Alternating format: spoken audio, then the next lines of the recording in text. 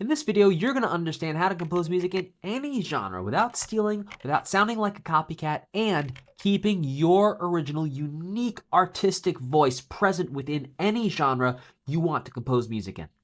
I did the soundtrack for a rhythm game, and I'd never done rhythm game music before. And I walked in there, and I will tell you, I walked in there with a little bit of ego that I've created a million pieces of music in a million different genres. I know how to do this. You said you wanted a piece of music, 2 minutes long. I'm gonna make you a piece of music, and you're gonna be so grateful because I made you amazing music. I'm being dead serious. I walked into this with a little bit of ego. I'm not gonna lie to you. So I walk in, I crush this piece of music. It sounds beautiful, sounds gorgeous. I listened to a couple of the references they gave me, and I sent it out. Dev comes back and says, hey, this is not following the structure that we need for a rhythm game. There needs to be this thing here, this thing here, this thing. I said, okay, fine. The next piece of music I did, I literally went through in Logic, I listened to a rhythm piece of music, and I literally mapped out what happened every 4 measures in that piece of music. I didn't copy anything. I just mapped out exactly what happened every 4 measures, and then I made it, and it was like exactly what needed to happen. So it's that little bit of homework on the front end when we're going into a new genre.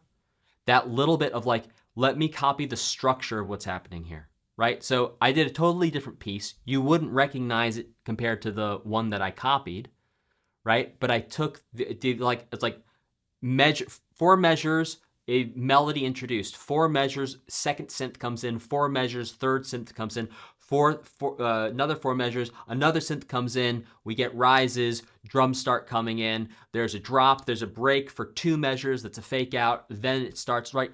Like those types of things, you copy exactly a thing that's in a genre like that, you're cooking. And so I'm not saying steal someone else's idea, to be clear. I'm saying get the structure that's already proven for the genre and then play within that structure. It's like saying I'm going to build a house out of red Lego bricks. Red Lego, by the way, say red Lego bricks 5 times fast. Dang. Yeah, like for real. Yeah, so red Lego bricks. You're building a red Lego house, right? And so they're all going to be red. And if you put in yellow, it's no longer a red Lego house. So in the same way, what we want to do is we want to get more red Lego Dang it, green, great, we're building a greenhouse. It's always been green. Anyone who told you it's red is a liar, a cheat, and a scoundrel, and I will have nothing to do with it. Okay, we're building a greenhouse, and you just want to collect more green bricks. Right now, it's when you don't have the green bricks already to build with, you're kind of like building Lego in the dark a little bit, where you can kind of see the color, but the green and the black, you can't really tell the difference, right? And real talk, the brown also kind of looks like the green when there's a little bit of light. So it's about increasing the fidelity, increasing the light, increasing the visibility you have of that genre specifically, because there's going to be all types of,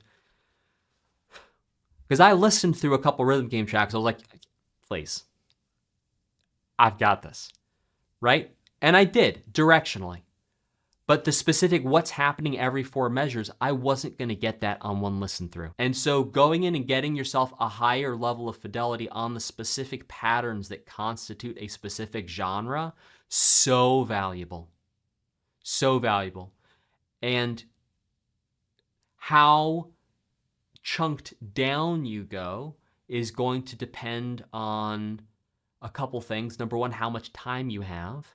Number 2, how much effort you want to put in. And number 3,